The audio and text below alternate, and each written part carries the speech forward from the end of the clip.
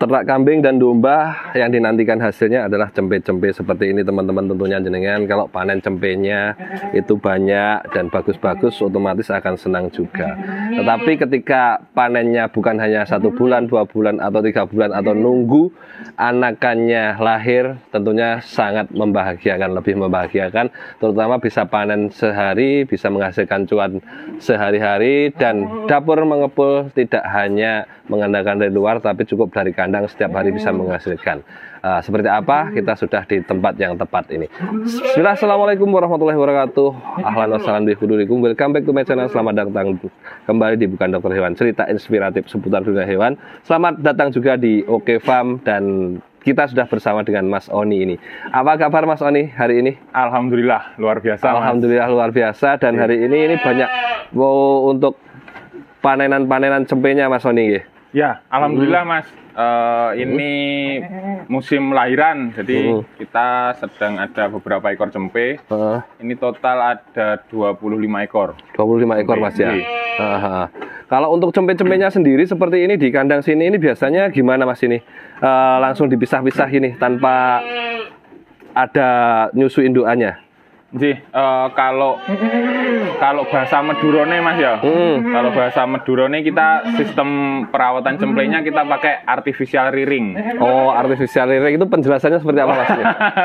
Bahasa Meduro nih kok. Bahasa Meduro ya. Ya, itu artificial rearing atau pembesaran buatan. Jadi memang cempe yang baru lahir langsung kita pisah dari induknya. Jadi cempe baru lahir, ya kita biarkan sama induknya kurang lebih 15 menit untuk dijilat-jilat. Terus setelah itu baru kita masukkan ke keranjang seperti ini, kita pisah. Berarti ini tetap nyium puting induknya untuk mengambil kolostrumnya gitu? Dari pertama tidak kita kenalkan sama puting Mas. Jadi dari pertama langsung kita dot. Jadi induk yang baru beranak itu, yang pertama kan susunya kolostrum ya, yang warnanya kuning itu. Kolostrum itu langsung kita perah. Kita berikan ke cempe lewat dot. Kenapa kita perah? Karena dengan kita perah kita bisa tahu kualitas kolostrumnya bagus atau tidak. Terus produksi kolostrumnya banyak apa enggak. Terus yang ketiga, kita bisa memastikan si cempe ini mengkonsumsi kolostrum seberapa banyak. Jadi kolostrumnya tadi tetap diberikan secara manual juga? Tetap kita berikan ke cempe, karena kita ketahui bersama bahwa kolostrum ini adalah susu yang sangat dibutuhkan oleh cempe baru lahir. Karena cempe yang baru lahir ini tidak punya sistem imun. Jadi sistem imunnya didapat dari kolostrum tersebut. Oh, tapi pemberiannya manual tadi ya? Manual, kita dotkan. Tadi di awal dengan utarakan bahwasanya nyium untuk cium-cium indukannya, dicium itu dalam artian seperti apa? Itu dijilati Mas. Oh, dijilati. Cempe yang baru lahir itu dijilati induknya ya, supaya satu merangsang refleks si cempe itu. Seperti itu. Fungsinya seperti itu sih, dan nanti kita juga bantu kita bersihkan si cemplenya itu. Selain itu mungkin untuk ini ya, ciuman perpisahan ya. Soalnya setelah itu nggak bersama-sama sama induknya lagi. Ya, nggak bersama, karena memang kan kita fokusnya di kambing perah ya Mas. Kita produksi susu, jadi induknya ini kita khususkan untuk menghasilkan susu. Nah, kalau kita campur sama cempenya, nanti induk ini makannya tidak bisa maksimal. Jadi dia kadang pas dia makan, cempenya nyusu, induknya berhenti makan. Nah, nanti kan tidak bisa maksimal. Terus masa recovery si induk ini habis melahirkan kurang optimal juga. Terus nantinya dikemanakan kalau untuk cempe-cempenya seperti ini? Oke, siap. Untuk cempe, alhamdulillah Mas, hari ini kita dapat beberapa permintaan, terutama dari pabrik susu, dan hari ini saya juga membangun sebuah kelompok. Jadi untuk anak-anak ini yang betina kita sebar ke mitra kita, ke kelompok kita untuk produksi susu. Arahnya ke situ. Mulai dikeluarkan berarti umur berapa ini nantinya untuk cempenya? Cempe kita mulai keluarkan lepas sapeh Mas.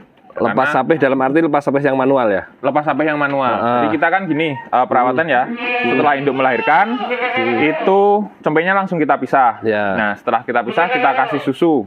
Full susu induk. Selama 2 minggu. Selama 2 minggu ini kita kasih full susu induk. Setelah itu, si cempe ini mulai kita oplos susunya. Kita pakai susu bubuk. Jadi mulai kita oplos.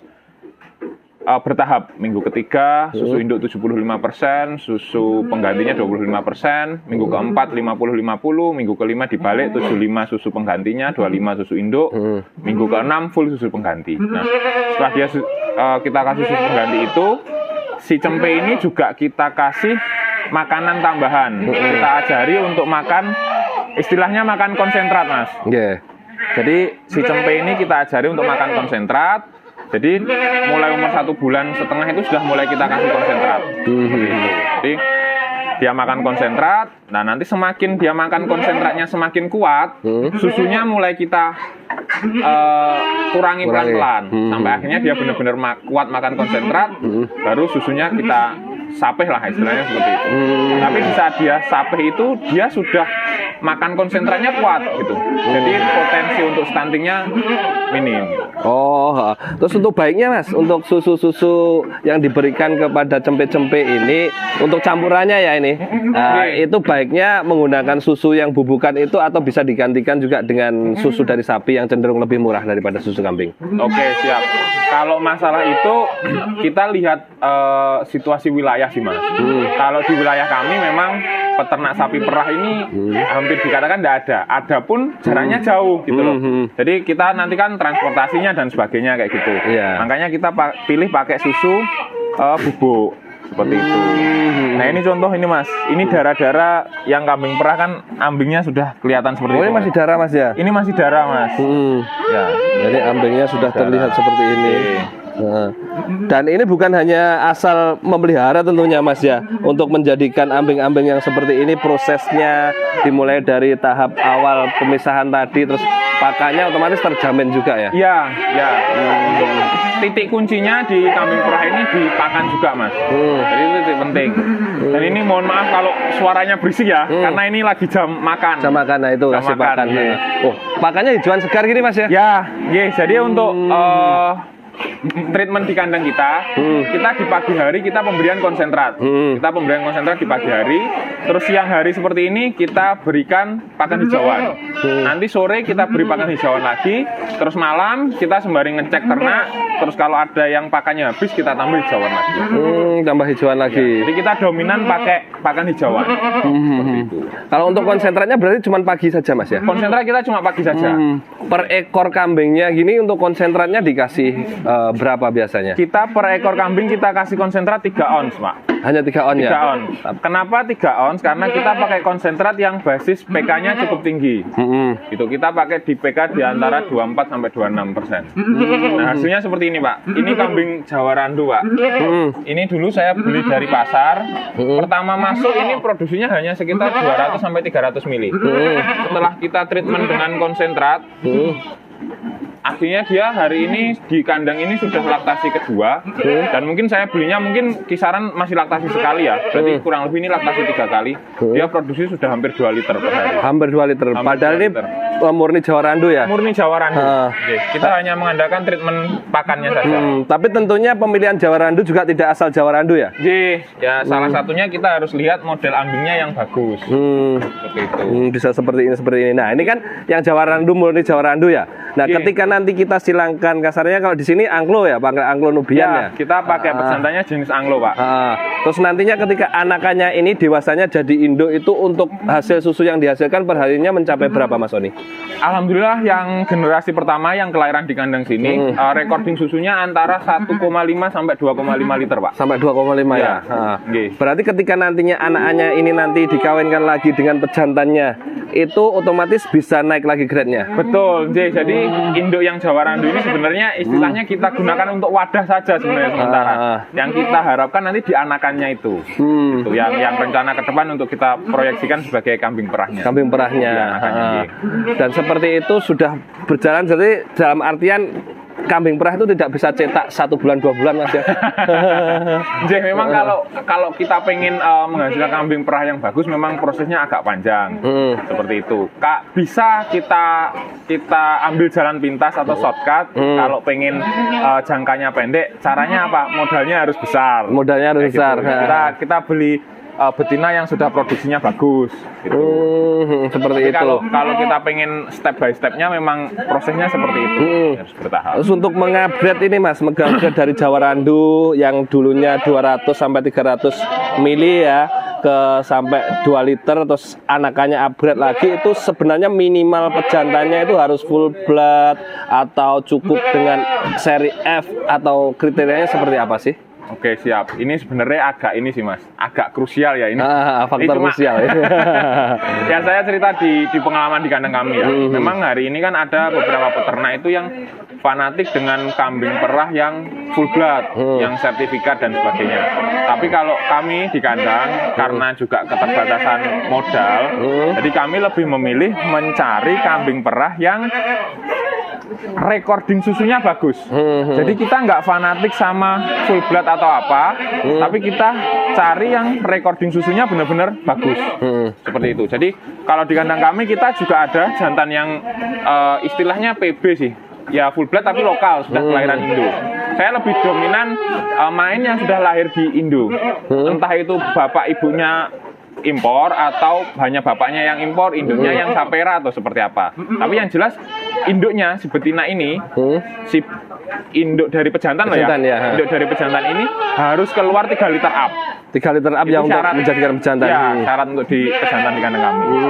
Entah itu nanti jatuhnya itu full blood atau seri F, minimal untuk indukannya adalah menghasilkan 3 liter per harinya. Itu. Karena kan kita tahu bersama Mas, kalau yang full blood itu kan rata-rata teman-teman ekspornya impor apa ekspor ya? Impor, mendatangkan impor ya. Impornya kan dari Australia. Kita tahu kalau Australia itu kan iklimnya kan beda sama sini ya, kan dia dingin. Nah, seringkali itu kan si ternak juga harus adaptasi juga. Nah, dengan adaptasi itu kan kadang ada trouble toh. Tapi kalau dia sudah kelahiran sini kan dia sudah lebih adaptif dengan iklim dan cuaca di Jadi nggak harus full blood ya? Ya kalau saya nggak harus full blood. Tapi kalau memang teman-teman ini ada dana lebih, bisalah main full blood kayak gitu. Itu berpengaruh nggak tentu ya, nggak tentu full blood itu hasil susu yang dikawini nantinya atau anakannya lebih banyak daripada yang seri-seri yang di Indonesia. Ya ini mungkin ini sih ya agak dilema juga karena kita kan nggak benar-benar tahu toh Mas. Kalau yang full blood ini di sana induknya recordingnya keluar susu berapa kan kita nggak benar-benar tahu. Kita cuma lihat datanya keluar berapa. Tapi kalau yang sudah memang kelahiran sini kan kita benar-benar tahu. Oh induknya si A keluar berapa kita bisa lihat ya gitu. Jadi memang track recordnya sudah tahu ya, recordingnya seperti apa daripada pejantan tersebut ya. Iya betul.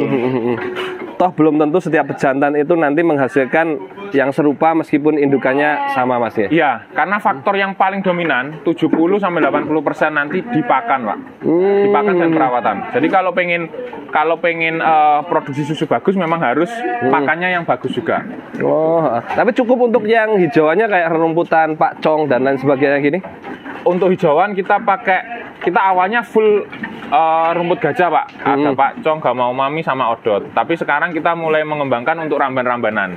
Karena memang kalau kita ngomong nutrisi yang paling bagus untuk kambing ini kan pakai ramban Pak. Jadi paling bagus nutrisinya untuk menunjang kebutuhan nutrisinya adalah dari leguminosa ya betul. Ini sudah campuran Mas ya, ini ada ketelanya juga ada dan lain sebagainya. Dan ini memungkinkan bahwasannya untuk perah itu juga bisa dikasih untuk full silase, tetap ada tambahan konsentrat gitu nggih. Oke siap. Jadi gini, terkait silase ya. Silase ini kan sebenarnya sama dengan hijauan, cuma silase ini adalah hijauan yang diawetkan. Jadi kadang orang mikir silase dengan dikasih makan silase itu sudah lebih bagus daripada hijauan. Sebenarnya sama, karena konsepnya silase itu adalah hijauan yang diawetkan. Dan untuk ternak sendiri aman-aman saja, misal dikasih pakan silase.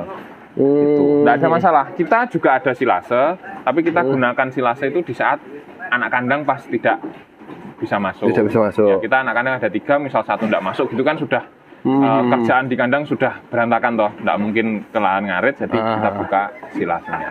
Mas ini misalkan ini kan mungkin teman-teman banyak yang masih nyambi kerja atau dan lain sebagainya. Sebenarnya untuk khususnya di kambing perah ini, ketika kita memutuskan untuk bisa meninggalkan pekerjaan kita yang lain full di kambing perah itu harus memelihara berapa ekor dulu sih? Oke, kalau ngomong ideal dengan biaya hidup di Indonesia ya. Kalau kita ngomong kambing perah itu paling tidak kita punya 20 ekor, Pak. 20 ekor ya? Dengan 20 ekor ini, insya Allah dengan kita hanya fokus kerja dengan kambing ini, insya Allah bisa cukup. Itu bisa ditangani sendiri kalau 20 ekor ya? Ya, bisa ditangani sendiri. Gitu. Tergantung kita bagaimana menekan gengsi kali ya. Iya toh. Ya, nah, itu sebenarnya minimal 2 liter per hari untuk satu induk di 20 ekor itu sudah sisa Mas ya intinya. Produksinya 2 liter itu sudah istimewa sih Mas. Hitungannya. Kita ngomong hitungan susu ini kita ngomong hitungannya masuk pabrik aja wis. Kita ngomong masuk pabrik. Kalau di kandang kami biaya operasional 1 ekor kambing ini per hari 10.000. Itu sudah plus pakan plus tenaga? Ya, plus pakan plus tenaga. Per ekor per hari 10.000. Kalau kita bisa produksi susu 2 liter per ekor per hari, anggaplah susu ini masuk pabrik 15.000. Kalau 2 liter kan berarti sudah 30.000. Jadi per ekor kita sudah dapat bersih 20.000. Gambaran sederhananya. Jadi misal dari 20 ekor induk ini kita perah 1/3. Jadi kita rolling, jangan 20 induk ini kita perah semua, kita rolling. Anggaplah kita punya 7 ekor induk yang diperah. Berarti kalau 7 ekor induk kali 20.000 berarti sudah 140.000. Itu penghasilan bersih kan lumayan Mas. Untuk hidup kita di katakanlah di Indonesia yang bukan di daerah perkotaan banget ya, kan insya Allah sudah lumayan. Ya kalau pengen hasilnya lebih lagi kan ya tinggal nambah indukannya. Ya betul. Selain itu kan kita juga bisa berinovasi, misal susunya ini kita olah atau kita jual ngecer, itu nilai ekonomisnya kan lebih tinggi. Kalau tadi hitungan masuk pabrik 15.000. Kalau saya sendiri di sini di Tulungagung ini ngecer per liternya sampai 50.000. Sampai 50.000 Mas ya. Tapi itu bukan yang kelas-kelas Jawa Randu sama Anglo ya? Ya kalau yang kita ngecer yang di kandang depan Mas, yang kambing PE. Jadi kita mainnya subsidi silang Mas. Jadi anakan PE kita susui pakai susu yang ini. Terus susu yang PE-nya dijual. Full kita jual. Nah, susu PE-nya dijual full nggih. Jadi dapatnya dari banyak itu karena memang yang di ecer yang bisa mahal di PE Mas ya? Karena memang kualitasnya yang beda ya? Betul, kalau kita ngomong kualitas memang susu PE ini lebih kental sih Mas. Ya, kandungan kadar airnya lebih sedikit dengan pakan yang sama loh ya. Gitu. Tapi cuman dari segi kuantitasnya rendah dan masa laktasinya pendek. Terus potensi terkena mastitisnya lebih tinggi. Karena karakteristik PE ini kan putingnya panjang, yaitu sangat rawan kena mastitis. Kita singgung, nggih? Kalau yang spesifik di kandang belakang ini, yang fokusnya di kandang perah, rata-rata karakternya kan ambingnya yang besar. Ambingnya yang besar kayak gini, ya siap. Tadi kita sempat menyinggung tentang mitra, Mas, mitra. Nah, ini sebenarnya kemitraan yang dibentuk oleh Mas Oni di Oke Farm ini khususnya konsepnya seperti apa ini? Ya, jadi kalau masalah kemitraan, mayoritas teman-teman pemuda dan peternak di daerah kami ini kan masih peliharanya kambing Jawa Randu atau kambing pedaging. Nah, jadi mulai kita ajak untuk main di kambing perah. Gitu. Nah, untuk kemitraannya nanti biasanya induk dari sini, SOP-nya dari sini, susunya kita yang ngambil, nanti kita bagi hasil dengan peternak. Bagi hasil dengan peternak? Ya. Nah, itu ngapunten, pembeliannya juga pembelian gitu atau induknya dari sini sistem kerjasamanya? Tadi yang disediakan oleh mitra tadi apa saja? Kandang yang tentu? Jelas yang wajib disediakan mitra adalah kandang dan juga hijauan. Jadi konsentrat, induk bisa dari sini, bisa beli dari luar. Kita tidak membatasi itu karena memang rata-rata peternak kan masih banyak yang awam loh Mas. Yang ternaknya awalnya adanya Jawa Randu. Ya wes enggak apa-apa, Jawa Randumu yang di rumah bawa ke sini, dikawinkan sama jantan yang di sini. Nanti anakan betinanya bisa untuk kambing perah. Atau kalau misal kamu nggak pengen merah, anakan betinannya tak beli lagi. Seperti itu ya kurang lebih intinya. Dan itu maksimal jauh dari sini berapa itu untuk kemitraan khususnya bisa bermitra ya? Untuk jarak sih sebenarnya kita batasi di 1 kabupaten sih Mas. Oh sementara. Ya supaya kita kontrolnya lebih gampang. Seperti itu. Nah kalau memang ada teman yang dari luar mau join kemitraan bisa lah, tapi kita harus selektif dulu lah karena memang SOP-nya harus benar gitu loh. Nah, Mas Sony selain itu juga selain untuk ternak kambing perah ini bukan hanya dari susunya, bukan dari kohenya juga ya otomatis dari pertaniannya juga. Tapi nanti teman-teman juga semi ke arah ediwisata dan juga nek kelasnya seperti Mas Oni ini melanglang buana untuk bisa memberikan materi-materi dimanapun gitu Mas Oni ya. Siap. Jadi gini, kalau saya mikirnya hari ini kadang peternak itu kan akan dapat untung di saat mereka jual ternaknya. Tapi kalau saya sedang menata sebuah sistem gimana kita sebagai peternak ini bisa dapat hasil tanpa jualan ternak. Gitu. Nah, salah satunya kita bisa jual kohenya, kita bisa jual susunya.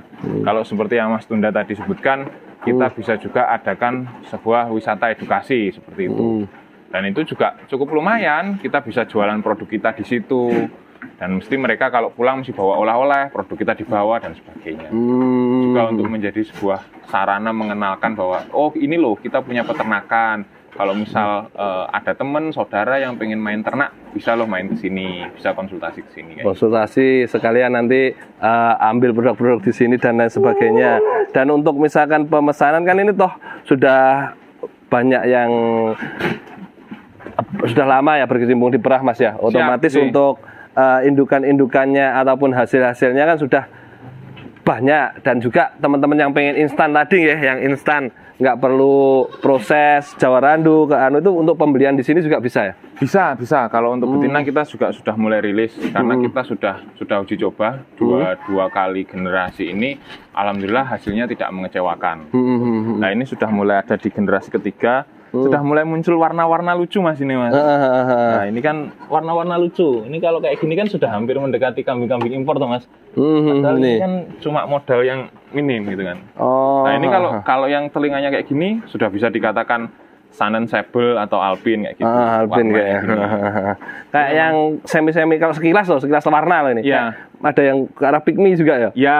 Warna ya, bukan postur ya? Jadi macam-macam. Jadi seperti itu. Dan nanti seperti ini yang dijual umur berapa Mas kalau betina-betina? Yang kalau pengen betina kita biasa lepas itu lepas sapi Mas. Jadi tadi lepas sapi tadi ya? Ya teman-teman peternak itu enggak terlalu ribet. Kalau masih ngedot kayak gini kan masih agak repot. Itu kita biasa lepas sapi. Kalau untuk betina, kita pokoknya kan di betina ya, karena untuk perah kita biasa lepas sapi di betina ini kita jual harga mulai 2,5. Mulai Rp2.500.000 ya. Tapi itu biasanya ambingnya sudah mendil-mendil kayak ya, kelihatan calon-calonnya gitu. Memang spek perah, dan insya Allah kalau memang sudah turunan daripada pejantan yang speknya perah per hari rata-rata bisa mencapai kurang lebih 2 liter Mas ya? Ya, kalau saya ngomongnya sih yang pasti 1,5 mesti up. Itu 1,5 up. Kalau masalah 2 liter nanti kan ada hubungannya sama perawatan dan juga pakan. Dengan perawatan tadi. Nah, ini tadi contohnya pejantannya ya. Kalau ini pejantannya pakai apa di sini nih? Ini Anglo, Pak. Anglo full blood ini atau gimana? Iya. Yang ini sudah full blood, yang itu masih F. Seri F berapa Mas itu? Ini kalau dari sana kurang lebih F2 kalau nggak salah. F2 berarti putihnya itu. Paling nggak F2 sudah cukup ya? Iya. Untuk nyetak gitu. Terus kita ada lagi satu yang kecil itu juga full blood itu kemarin bapak ibunya yang dari Bengkulu di kandang F2 itu. Oh, di kandang F2 itu yang di sana. Ini untuk pemerahannya sendiri ini gimana ini Mas yang di sini masih menggunakan sistem Siap, untuk pemerahan kita sementara masih sistem manual sih Mas. Ya kita progres pelan-pelan untuk pakai mesin dan sebagainya. Sementara kita masih manual. Untuk yang diperah-perah yang disekat-sekat di baterai seperti ini atau memang sebagian juga ada yang di koloni? Sebagian ada yang di koloni juga Mas. Yang di koloni jadi kita kan karena kita masih pengembangan sih Mas ya. Jadi induk ini di saat anaknya sudah usia 2 bulan. Sebenarnya kan dia masih bagus nih diperah. Tapi kita usia induk 2 bulan ini sudah kita kawinkan Mas. Supaya kita ngejar populasinya. Jadi sembari dia di koloni atau dikawinkan dia masih kita perah. Seperti itu. Jadi kita waktu nunggunya itu nggak terlalu panjang. Gitu. Kadang kan kalau memang kita sudah fokus perah, kita tahan, kita perah lama, baru nanti setelah anak ini cempenya usia 7 bulan, 8 bulan baru kita kawinkan. Tapi kita masih ngejar populasi karena permintaan di mitra juga cukup banyak untuk anakan betina, jadi kita perbanyak populasinya. Oh, diperbanyak populasi dulu. Nah, itu ya minimal 2 liter sudah bisa menghasilkan 20 ekor tadi ya. Siap. Rata-rata. Dan itu tergantung juga dengan perawatannya Mas Oni ya. Ya, siap. Kalau ada misalkan teman-teman pengen sambil belajar, butuh pendampingan itu Mas Oni sedia 25 jam per hari ini. 8 hari seminggu. 8 hari seminggu. Ya, jadi untuk teman-teman yang pengen ngobrol seputar ternak, monggo, kita sangat terbuka. Karena memang kalau prinsip saya sebaik-baiknya manusia itu adalah manusia yang bisa bermanfaat untuk manusia yang lain. Jadi kita tidak ada tarif berbayar, kalau pengen konsultasi monggo. Kita juga ada rutinan kelompok setiap bulan sekali, kalau pengen hadir di situ juga monggo. Kita juga ada beberapa kegiatan di platform-platform media, ada live di TikTok, di IG dan sebagainya, monggo bisa join. Kalau pengen ngobrol lebih lanjut bisa hubungi WA. Siap-siap, nanti WA-nya saya cantumkan Mas Oni. Siap Mas. Ini kata-kata Mas. Kata-kata apa ya? Kata-kata berlian untuk mutiara, untuk menjadi peternak muda. Ini Mas Oni juga masih muda. Kemarin juga sempat masuk pecah telur kayak Alhamdulillah. Tak intip gitu. Gimana ini Mas ini? Ya, untuk teman-teman pemuda, khususnya pemuda-pemuda milenial, jangan gengsi untuk memulai sebuah usaha, karena di sektor peternakan dan juga pertanian ini potensinya masih sangat luar biasa. Karena kita di Indonesia dianugerahi dengan tanah yang subur, itu cocok untuk lahan hijauan dan lain-lain. Jadi mari kita pemuda sama-sama kita kembangkan sektor pertanian dan peternakan. Karena kalau saya boleh mengutip sebuah hadis ya, mohon koreksi kalau salah ya, nanti di akhir zaman harta terbaik seorang muslim itu adalah kambing dan domba.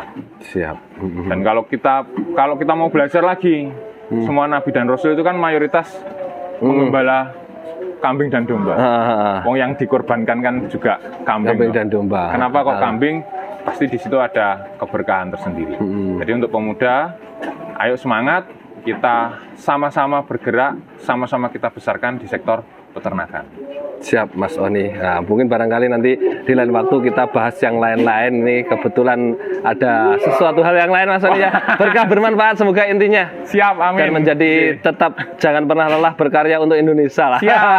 Berkah bermanfaat untuk teman-teman dan khususnya di OK Farm. Siap. Dan satu lagi kalau boleh menambahkan. Siap, monggo. Jangan pernah berkecil hati karena kita berdomisili di desa, karena mari kita bangun Indonesia dari desa. Siap. Ini agen nih, agen YAA. YAA itu apa sih? YAA itu Young Ambassador Agrikultur. Jadi duta petani milenial. Seperti itu. Ini Mas Oni mewakili Jawa Timur atau Indonesia ini? Satu Indonesia ada 55 orang. Salah satunya luar biasa. Ini suatu kebahagiaan juga dari Bukan Dokter Hewan, dan teman-teman tentunya bahagia nih. 55 orang loh dari Indonesia ini. Hanya 55 orang, salah satunya adalah Mas Oni Kurniawan dari OK Farm. Baik, terima kasih Mas. Semoga makin sukses ke depannya dan makin menginspirasi pemuda di Indonesia. Terima kasih teman-teman. Jangan lupa berdoa supaya bisa ternaknya lancar dan berkah. Amin amin ya rabbal alamin. Assalamualaikum warahmatullahi wabarakatuh.